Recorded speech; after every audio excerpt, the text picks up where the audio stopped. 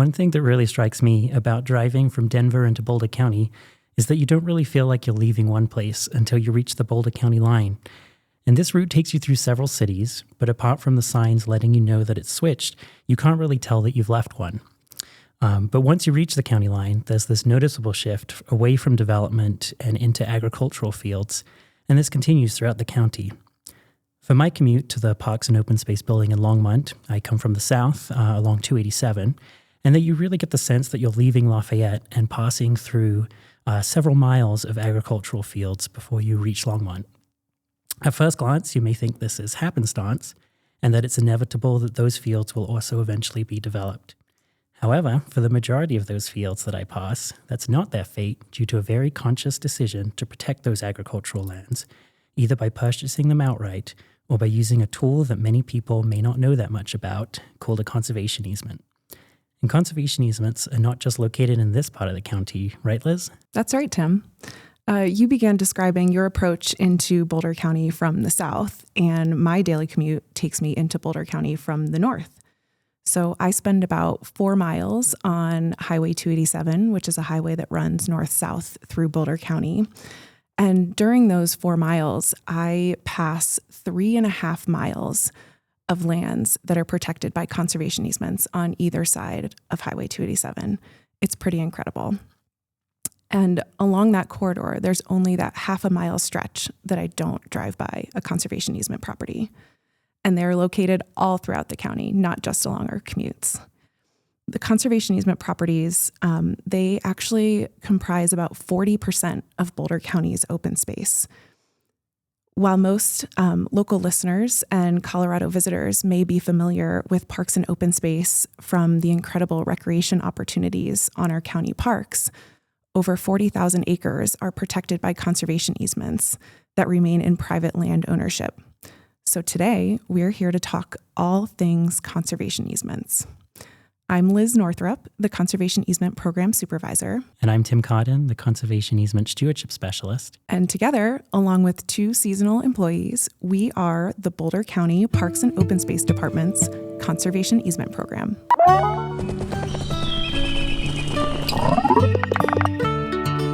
Thanks, everyone, for joining us on today's episode of Voices of Open Space. Tim and I are really excited to talk about conservation easement properties and how the county's partnership with private property owners has led to the preservation of over 40,000 acres of land. So, Tim, why don't you start us off with the basics for those listeners that might not know? What exactly is a conservation easement? Yeah, that's a great starting point, Liz. And in really simple terms, a conservation easement is a voluntary agreement between landowners and Boulder County to protect certain conservation values on a property. And those conservation values can be the wildlife habitat that's present there, wetlands or riparian habitat, the agricultural production of the land, any historical structures that are there, or just general open space preservation. Each conservation easement is unique to that property, and the specifics are worked out between the original landowner and the county based on the conservation values that are there. In general, they protect the conservation values by limiting the uses on the property and limiting the amount and location of structures that can be built on the property. Conservation easements are only put on properties voluntarily by willing landowners, and they remain attached to that property even after it sells to another landowner. And one thing I think that's also important to note is that conservation easements are not unique to Boulder County. They're actually present throughout Colorado and throughout the nation more generally. Boulder County is such a unique place, and we have such unique communities and ecosystems. So to be able to preserve more land with private landowners is an incredible opportunity that Boulder County has taken advantage of. So it's great to be a part of that. Definitely. And it sounds like what you're describing are property restrictions, so restrictions on property rights. Exactly. And I'm sure some listeners are going to be wondering, what are the benefits for a landowner who might be agreeing to restrict their property to protect the conservation values? So I'm wondering if maybe you can talk a little bit more about that and what might motivate someone to preserve their land. Sure. So there's quite a few different types of benefits that a landowner can get from a conservation easement. So one example is they can effectively donate the value of that property. Some of those restrictions, they have a value associated with them. So that land is effectively losing that value. And once that is donated to the county, there are various tax credit programs where they can be awarded these tax credits both through the state of Colorado and at the federal level. And the landowner can receive a tax credit based on that value of those property restrictions. Yeah. Boulder County also will occasionally pay for the conservation value, the property restrictions on a conservation easement. And so that's essentially a direct payment to a landowner, kind of similar to the sale, but again, it remains in private ownership. Some landowners also just, they have multi-generations on a piece of land. They have these deep connections to it and they want it to remain in agriculture. And so they kind of willingly do this, knowing that if their family can't continue with the farming operation, then they at least know that that property will remain in agriculture and not get developed further. And then something that's a little bit more unique for Boulder County is as a county government, some of our original conservation easements were formed through the planning process. And so a very frequent one is a rural subdivision in which a landowner may have been granted a few extra development rights in a very clustered portion of a property in exchange for putting a conservation easement over a much larger portion of that property and to protect the conservation values that are there. So that's a little more unique that we have here in the county. We do have quite a few conservation easements that have come about from that land use planning process.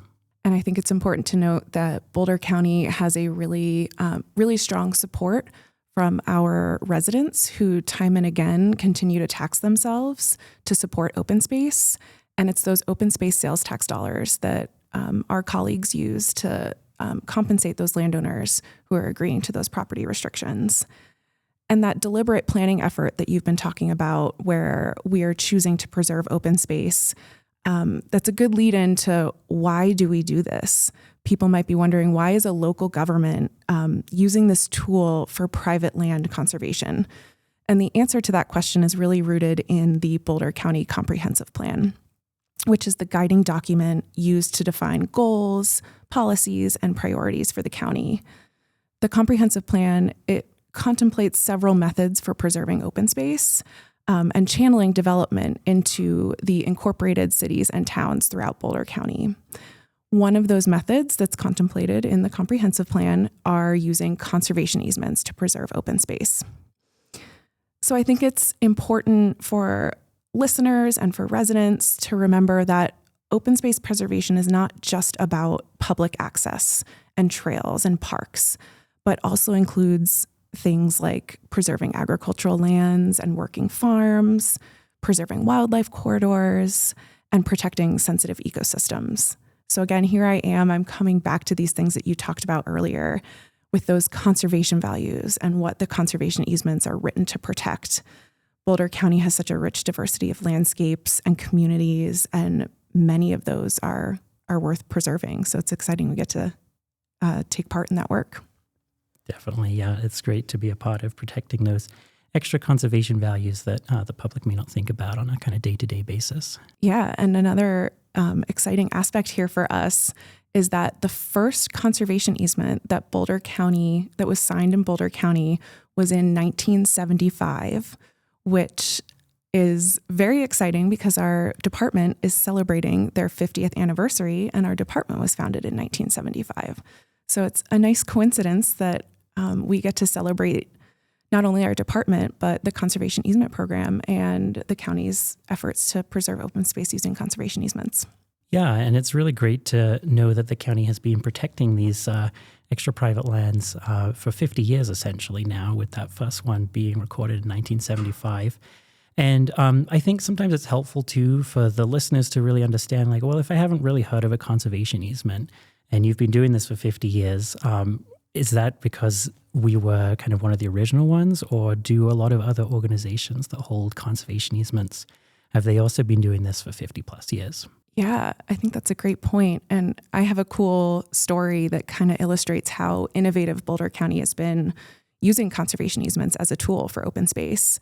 I, in the past, attended a national land conservation conference to learn about this work. And develop professionally. And I attended a session that was based on managing older conservation easements. And the room was full of over 100 people listening to the presenter.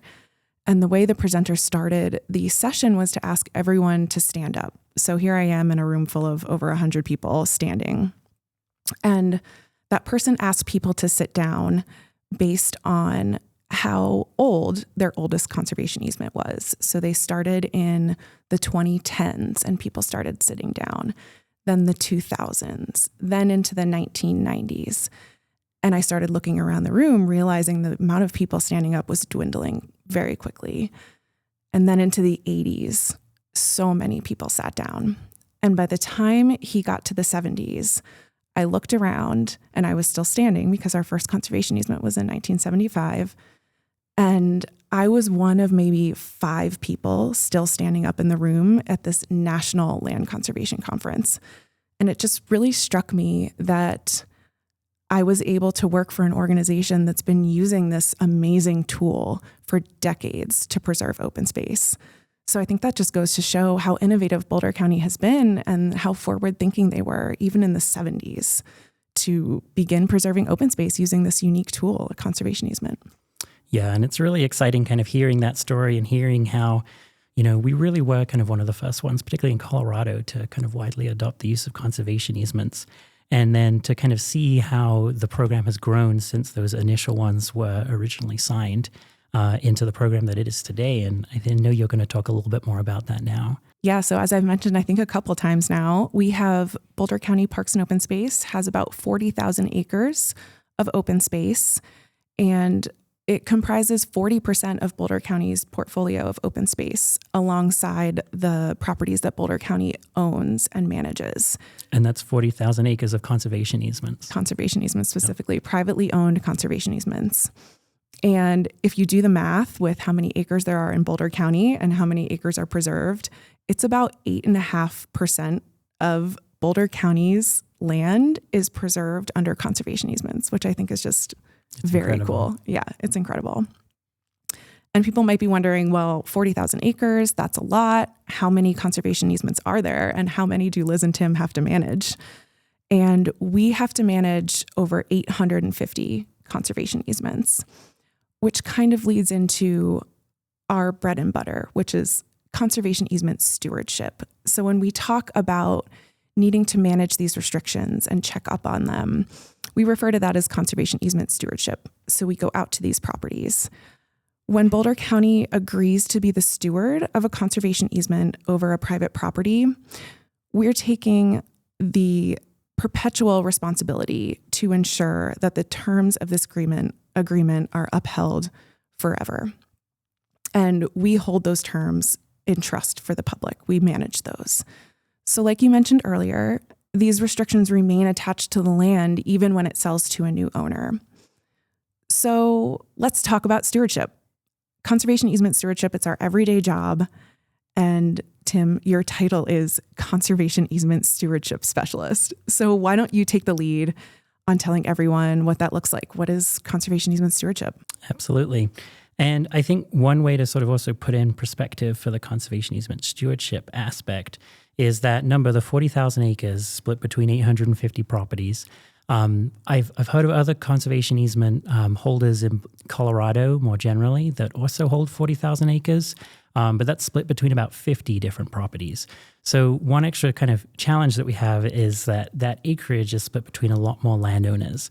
So our season, it always gets going with trying to coordinate a monitoring visit with each individual landowner. And that obviously presents a couple of logistical difficulties. And so we're really happy that we have the two seasonal staff to kind of help divide up that workload between us as well. So I had to throw in a good mention of both of our seasonal employees too. Yeah, it's a lot of outreach that we have to do during the monitoring season. Definitely. And like I mentioned, we do like to, we first notify the landowners. We do like to meet with them if it's possible. It's always better to hear from them directly whilst we're out on the land, get the story about what's happening, and really kind of ask them a few questions about the property too. But landowners don't always have to be there if they can't quite make it. Again, trying to fit in the 850 properties, it gets a little complicated logistically. Sure does. But once we kind of schedule a time with a landowner and we're out on the property, primarily we're taking a look at what the current condition is of the property, and if there's anything that really jumps out that has changed. So let's say there's been a new structure. We will also look out for more land management kind of questions. So one aspect we look out for quite frequently are noxious weeds. These are non-native vegetation species that were brought into the U.S. for a variety of different reasons, but they've essentially escaped what they were originally brought in for, and they cause various environmental and economical harms. They can be damaging both to the native landscape and also to agricultural crops. And so the state of Colorado has designated certain invasive species as noxious weeds. So those are things we'll look out for whilst we're on the property because, again, they can detract from those conservation values. And it could be an area that the landowner isn't as experienced in. And so we like to be a helpful resource rather than solely going out there for just checking out on the restrictions on the property. We do like to be a helpful resource where we can help kind of guide them on noxious weed identification and a few other land management questions that they may have, such as wildfire mitigation. That's a pretty big one right now. And it's also great that we're part of the wider Parks and Open Space Department because it means that we have access to a lot of natural resource experts, and we can share a lot of that information with our landowners if there's a particular land management problem they're having on their property, and they don't necessarily have the knowledge or tools equipped to deal with that. So, for example, if it's a property that's really interested in wildlife habitat, they may not know as much about forestry. And we have some foresters on staff that can kind of help provide some extra guidance there. So we like to be this helpful resource as well. And so we're visiting with the landowners. We're hearing from them if they have any future plans. These stewardship visits are a really good chance to connect with the landowners in case they do have plans to change anything on the property coming up. And this way we can kind of help guide them through what they're trying to do and ensure that that's staying consistent with the conservation easement. And if something needs to be changed ever so slightly, it's certainly easier to do that early in a planning process rather than wait till something's been built in the wrong location. Exactly. So these regular contacts with landowners, it's a really helpful way to kind of ensure that that doesn't happen. And we also take a lot of photographs when we're out there. We do have various kind of camera devices with us, and we'll document the conditions on the property. And it's just a way to kind of continue through time, checking on how those conservation values are doing, and if there are any kind of extra resources that we can help the landowner with, like those noxious weeds. That tends to be a pretty big one that we encounter. Yeah, it's really exciting to be able to see how these properties evolve over time. And as we're preparing to go out on these site visits to see who saw what last time they were out there and where should we go this time. And it's really fun to explore all the nooks and the crannies of these properties and collaborate with our amazing colleagues who have this depth of knowledge that we might not have as stewards of these conservation easements, but the knowledge they can share with us and then that we can share with the landowner is incredible.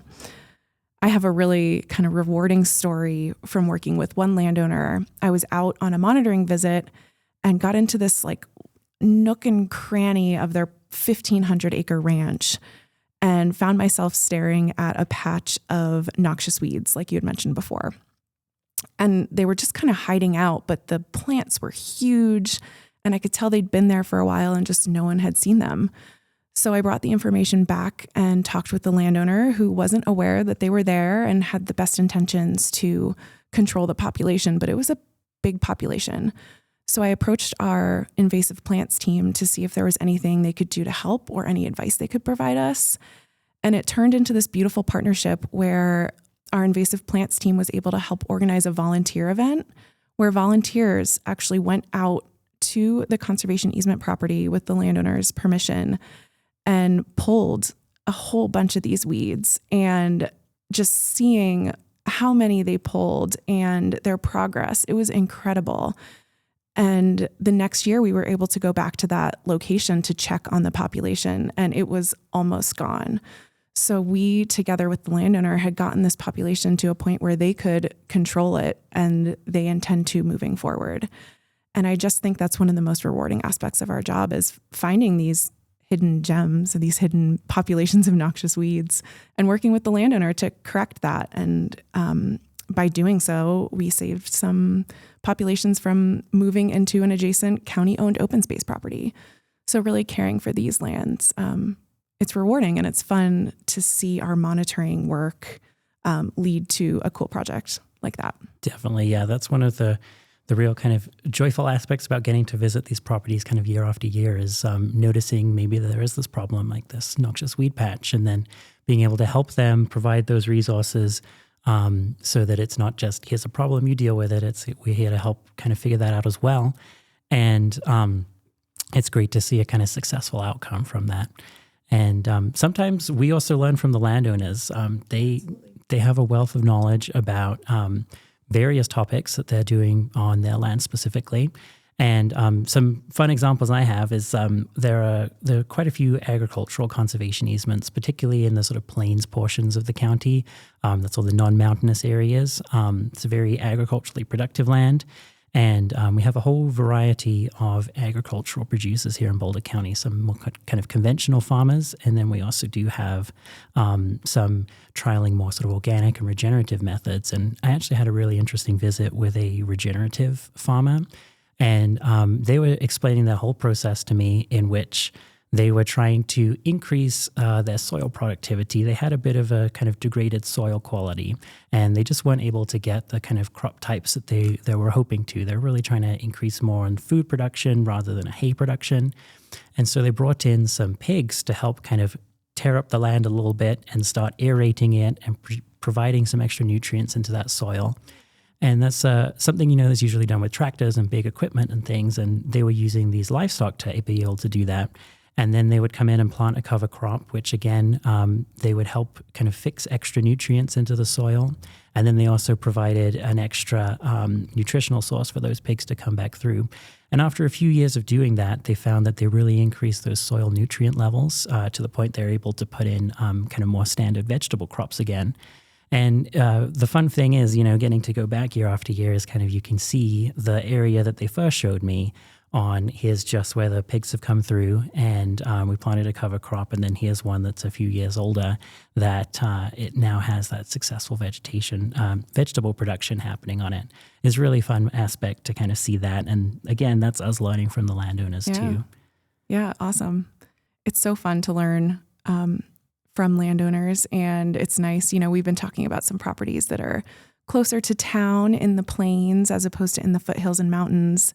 But we also have a lot of fun hiking around and monitoring our mountainous properties. Definitely. We get to go to some unique areas of the county. Yep. And we get to see a lot of wildlife and just really enjoy what these conservation easements are preserving. I remember hiking to meet a landowner west of Eldora. It was pretty far out there. And Eldora, for anyone listening that's not familiar, is a town that's west of Boulder. And it's very far west up into the mountains. And I was walking with another colleague, and we were just, hiking down the trail, and there was a creek nearby, and we turned the corner, and all of a sudden we were face to face with a moose. And we sure took a step back and made sure that moose had, enough space to proceed on its way without us bothering it. But when we got to talk with the landowner, he said there's moose there all the time, and it's one of his favorite animals to walk through the creek.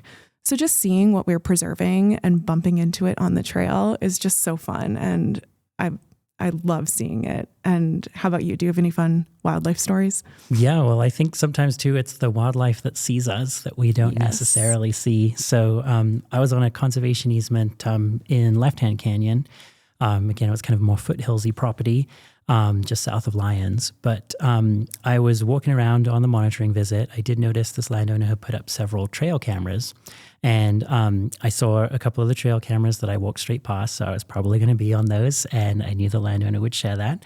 But they were fortunate enough to share other sightings that they have seen from those trail cameras. And on that visit, 2 hours earlier, the camera had picked up a mountain lion. Oh my gosh. Yep. And so it's, we knew we were in mountain lion habitat, and we saw various signs of them, but we did not see a mountain lion with our own eyes by any chance. But they were definitely there, and they were definitely probably seeing us. And obviously, we take various precautions when we're in the mountain properties to be careful about any kind of wildlife situation. But it does kind of help show, that was just 2 hours of a difference and I completely did not see this mountain lion.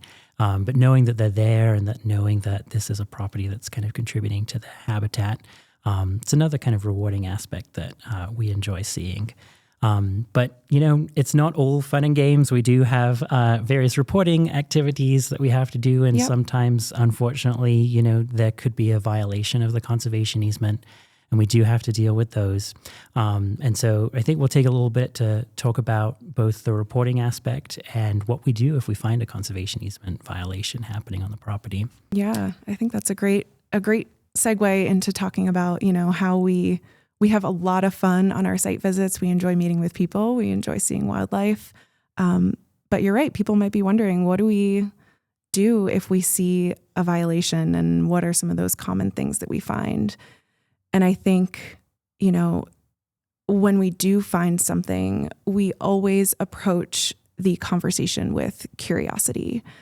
We want to understand, why are these violations? Why have they happened? And how can we work with the landowners to rectify them? So I think you and I both have found great success in having open dialogues, open conversations with people. And we can often work together to find out a solution that both protects the conservation values of the property and allows that owner to use the land as they were hoping to, and to be able to do some of the things that they want to do. So yeah, I think it's a delicate conversation when we do find something, but we've had success in talking with people and working with people to correct those. And definitely taking a sort of educational approach is, when we do encounter violations, it's not necessarily that a landowner was fully aware that this would definitely be against it and they're going to go ahead and do this. Exactly. Often, most of the time, is they didn't realize that was necessarily a component of the conservation easement. And so, for example, we often have building envelopes defined where they can build certain structures, and the landowner may not know exactly the boundary of that building envelope and start planning, hopefully before the building is constructed, but maybe there's a sign of some foundation work or something where it's going to be a little outside of that building envelope. And that's a conversation with the landowner to kind of help remind them about that building envelope requirement and how that we can move. It's a structure they could still have on the property, but we just have to move it further into that building envelope so that it stays in the place that's designated for it and has least impact on the other conservation values on that property. And so talking with them about why something could be a violation of the conservation easement and understanding what they're doing, what their plan is for this structure or a particular use of the property, we can really help try and switch that back into something that is compliant with the conservation easement. And by having this approach, I found that landowners are much more willing to talk with us in the future when they have additional plans, knowing that will help steer them in the right direction rather than immediately be there just to say no outright. That definitely incentivizes them to talk to us a lot more and kind of keep that communication going. Yeah, absolutely. And I think one of my favorite things about this job is talking with people and helping them to understand what the terms are of the conservation easement and what they were intended to protect and how we can work together to continue to protect those conservation values. It's kind of a good segue into the favorite part of this job for me. My background is in natural resources, and I've always been passionate about protecting our lands. So this has really been a dream job for me. I continue to be inspired by people who choose to own and manage conserved land, because these types of restrictions that promote conservation, they're not for everyone. It's not everyone's first choice. So it's really a joy to work with people who are passionate about preserving their private land in partnership with the county. And I think both you and I work really hard to build the trust of our landowners and to work with them. And we also try really hard to build the trust of the public. As Absolutely. Stewards of these conservation easements, we take the responsibility seriously, and we're excited to provide this service for the residents of Boulder County. And meeting with landowners and talking with them and hearing their stories, I've always felt that that's the best and the most inspiring part of this work. So in that light, it feels like a great time to introduce a guest that we have here with us today. Keith Owen, who is a conservation easement landowner, is here today to talk with us about his experience owning and managing and conserving his land. So welcome, Keith, and we are so excited to have you with us today.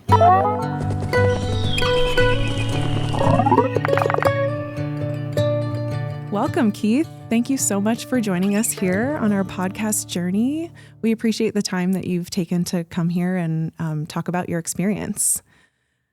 And I'll start off by just giving the listeners a little background on you and your property. So you and your late wife, Jan, you entered into a conservation easement with Boulder County in the year 2000, which is 25 years ago now. And you've got 78 acres near the city of Longmont, which is in the northeastern portion of Boulder County. So I think it would be great to start off. Can you tell us and the listeners what inspired you and Jan to place your land under a conservation easement? Probably inspired by Mel Stonebreaker. Out of the blue. We had already owned the land for 22 years at that time. And I had a nursery on the property. It was a second career for me. Awesome. And I never thought about the easement program. But Mel called out of the blue one day. Apparently Ron Steward, who was a county commissioner, had approached him about our land from a standpoint of preserving the corridor of Left-Hand Creek, the riparian corridor, and the movement of wildlife. And I remember telling Mel that we had 78 acres. We could have sold 38 to anybody, and they could have built a house. Mm-hmm. We had no intention of selling that ground. So I told them they didn't have to put us in the easement program. They didn't have to give us money. They didn't have to do anything. And he said, we're not going to live forever, which was a shocker at the time, I remember. And so he was the inspiration for it. And it was really easy because we found that the county's values and our values were in perfect harmony, or open space values were in perfect harmony. We wanted to keep the land open. We wanted to make it beautiful. We wanted to improve it, if you will, and that's an anthropomorphic term. But with the nursery, it was important to provide windbreak, which windbreak can also be wildlife cover. And so we put lots of windbreak in, thousands of trees. And in so doing, we brought in an awful lot of wildlife. All they ask is a place to loaf once in a while. Where they're not bothered, and it's quiet. Yeah. And so the nursery was a magnet for lots of animals. So Jan and I talked about the program, and because we were in perfect harmony, and we knew that perpetuity was really important. I'm not naive enough to think that the land is going to be as it is today 500 years from now. Zoning can only do so much. And zoning changes with political parties and political will. But the conservation easement really locks it in our view, much stronger than just the agricultural zoning would do. And so he was the inspiration, and it took 2 or 3 evenings that Jan and I discussed it, and we decided to do it. And because every conservation easement, my understanding, is different, we had an attorney that worked with the county to protect our interests, and the county was protecting its interests. And it was a marriage made in heaven. We were very happy to do it. We received some financial compensation at the front end, which helped, of course. And it's been a win-win for 25 years now. That's fantastic. 25 years. That's very cool. Yeah, Mel Stonebreaker was a former land officer with Boulder County Parks and Open Space, and he worked. He was a colleague of Tim and me and Tim, And he worked with many, many landowners throughout the county to preserve not only open space, but conservation easement properties as well. And I think he's touched a lot of people. So it's very cool to hear he's part of your story, I too. met him socially one evening and spent quite a bit of time at a party talking to him. He had been in Shanghai, I believe. Oh, wow. For some period of time. And a very, very interesting person. Yeah. And very, very fair. Yes. Yeah. I can't say that about the whole easement program from our standpoint. The trust is perfect. That's amazing. I mean, it's been wonderful. Yeah. I worked with Ariel. I worked with Melissa, you a little bit, Tim in the future probably. Yeah. And I sing your praises that way. That's great to hear. Yeah. Well, yeah. It's very true. And we enjoy working with you too. So why don't you tell us about your experience stewarding your conserved land? What's the most rewarding aspects of, owning and managing conserved land? The perpetuity angle, the fact that we know it's going to be the way it is now for a long period of time. And we expect that I don't have children, and I'm getting up there in age, so the land will probably change ownership here in the near future. And I hope the county does a good job of keeping the future landowner in line. Tim and I will do our best, that's for sure. Well, that is important to me. Yeah. And it's important that I have the knowledge that you're there to do that. Mm-hmm. Sometimes I envision some really wealthy guy out of Boulder who's going to buy it and put a couple of horses on the property and not care about it quite the same. The nursery was the second career for me, and I really get excited about it. It was the greatest thing I ever did. I planted the first tree on my 39th birthday. Wow. And I did that for 25 more years, being outside, walking on the ground every day, not wearing a coat and tie. It was just wonderful. Mm. But also walking on the ground, you develop a love for the ground. Yeah. You really do. Yeah. It's very different than a welding shop or any other kind of shop. Yeah. Land grows on you. When Mel came out, we'd already been there 22 years. So I already felt an awful lot of affection for the land. And partly the nursery business was hard on the land. I used to cringe. I didn't know that. It was a new career for me. But when the time came, I really wanted to pay the land back. That's really true. That it provided quite a bit of revenue, a wonderful lifestyle.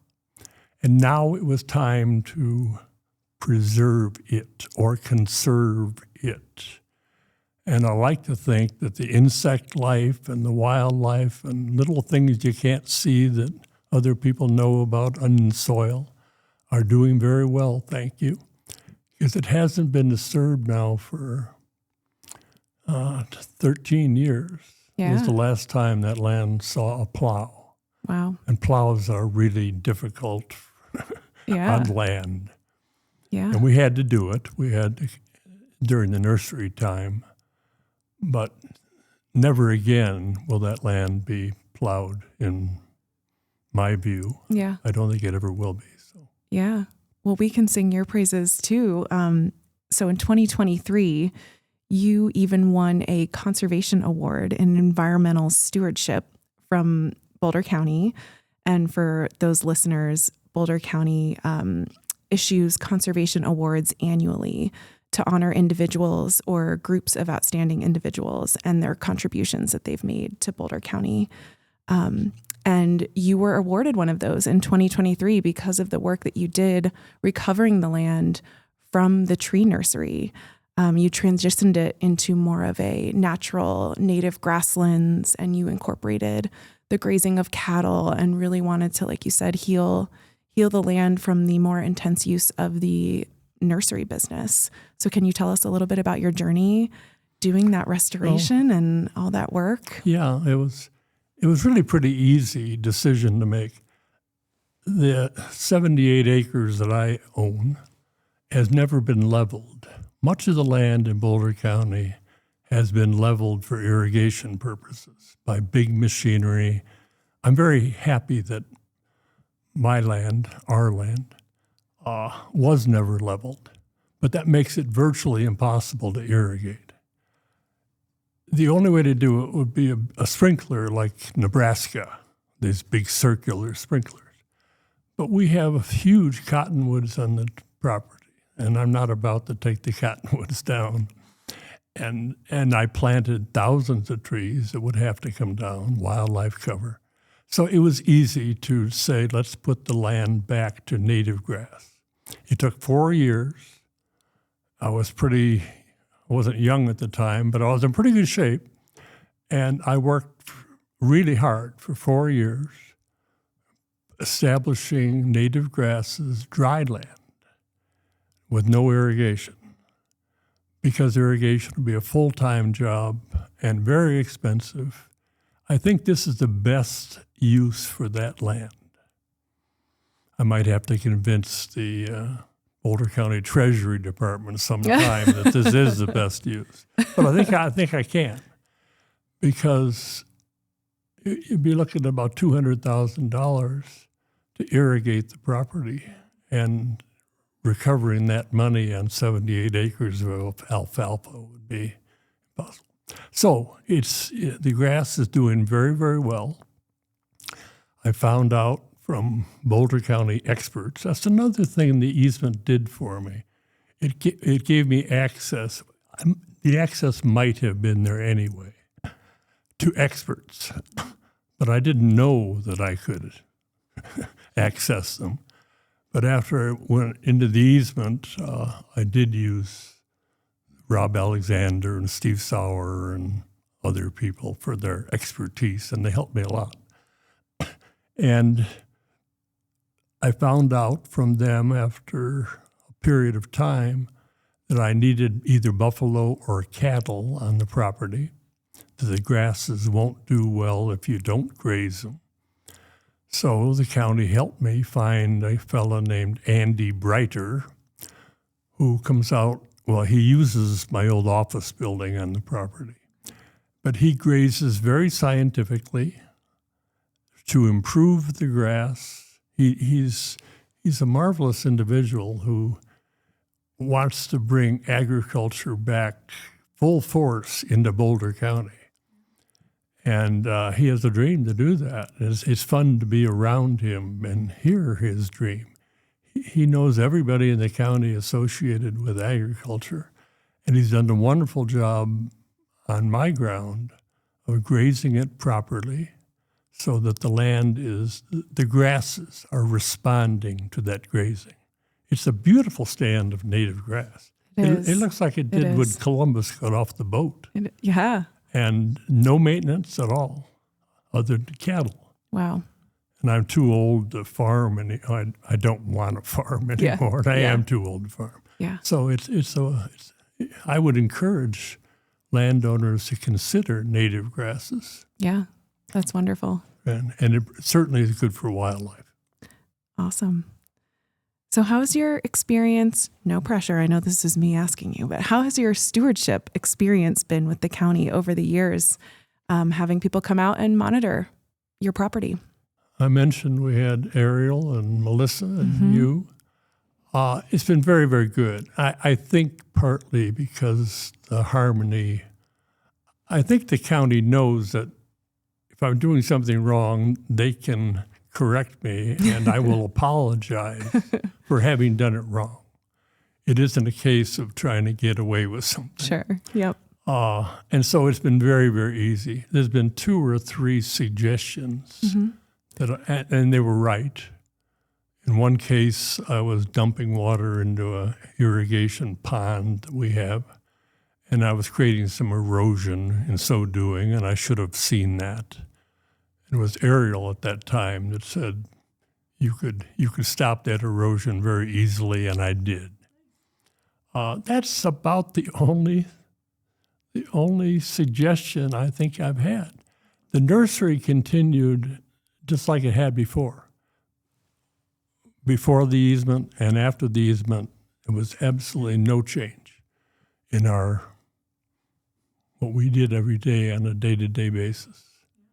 So my stewardship was fine. Yeah, awesome. That's what we like to hear. I guess my last question for you is, do you have any advice for others who might be considering conserving their land with a conservation easement? I think the advice would be to recognize that every easement is different. I would suggest they get a lawyer who maybe has worked with the county before, would be good. They should spell out, and the county will work with them on this very nicely, I'm sure.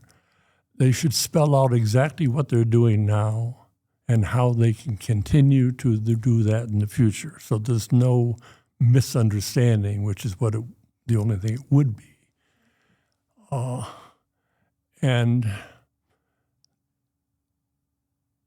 I would suggest to a lot of people that they do it, just because my experience has been so very, very good. And if they think in terms of forever or in perpetuity, I think they too will realize how important it is that some things remain the same for a long period of time. Yeah. Yeah, it's really special when you can feel like that'll be forever. It is. Yeah. It's very special. Yep. Very important. Yeah. Well, Keith, I truly can't thank you enough for being here today and sharing your story. It really is such a privilege to have worked with you over the years. And we really, really appreciate the kindness and the welcoming spirit that you always show to me, both me and my staff, former staff, I'm sure future staff. So it's really appreciated more than you know. And I just want to thank you so much for being here. Well, I thank you for that.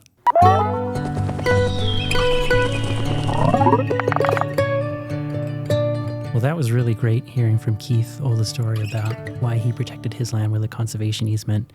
And it really kind of drives home to me, these are the stories that we get to hear from landowners on a sort of day-to-day basis when we do our stewardship visits. And it's fun to be able to share that with the audience just now. And you can really get a sense of how passionate Keith was about protecting his land and wanting to ensure that it's going to remain as a sort of open space use going forward into the future.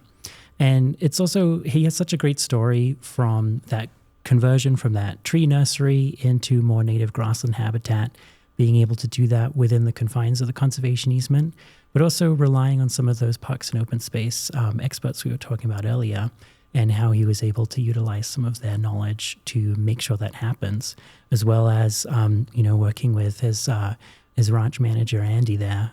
He was a huge part in helping to convert that property into that grassland. Yeah, and I think it's incredible, hearing Keith's story, and we hear it each time that we go out and visit his property. I remember just last year when you and I and another staff member went out for the monitoring visit, and all three of us just got to hear and see Keith's passion on his property as he was showing us around. And, you hopped in his UTV with him and he was driving you along, and me and the other staff member were kind of jogging behind you. And we came up and we crested this hill not too far from his house, but it pokes through the trees and there's this opening and you can look and see into these grasslands that are recovering, and there's cattle grazing. And further to the south is the creek. And it just really puts into perspective how much Keith cares for his property and these relationships we get to build and these stories we get to hear. It's just, there's nothing more rewarding. It's so fun.